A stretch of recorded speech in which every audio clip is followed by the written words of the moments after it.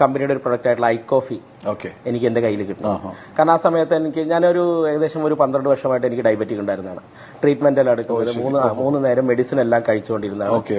Medicine കഴിച്ചിട്ടും എന്ത് സംഭവിച്ചെന്ന് വെച്ചാൽ എന്റെ വലത് കാലിന്റെ ഒരു സൈഡ് കാൽപാതൊക്കെ തരിച്ച് പോയിരുന്നു. അപ്പൊ ഡോക്ടർ പറഞ്ഞു ന്യൂറോപ്പതി ആയിട്ടുണ്ട്, ഇനി അത് കണ്ടിന്യൂ ചെയ്ത് കഴിഞ്ഞാൽ ചിലപ്പോൾ വൂണ്ട് വന്നു കഴിഞ്ഞാൽ കാല് കട്ട് ചെയ്യേണ്ടി വരും, അപ്പൊ വളരെ ശ്രദ്ധിക്കണം എന്നൊക്കെ പറഞ്ഞ ഒരു സാഹചര്യത്തിൽ ഞാൻ ഐക്കോഫി കഴിച്ചു.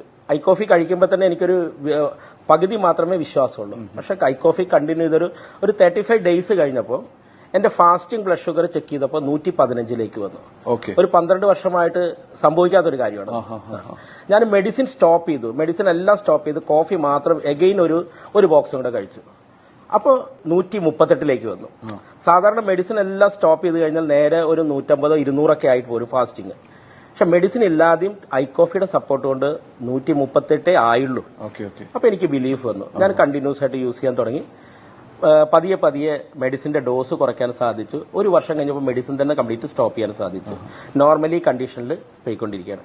അപ്പൊ ഇങ്ങനെ ഈ ആദ്യത്തെ റിസൾട്ട് വന്നപ്പോൾ ഞാൻ ചിന്തിച്ചൊരു കാര്യം,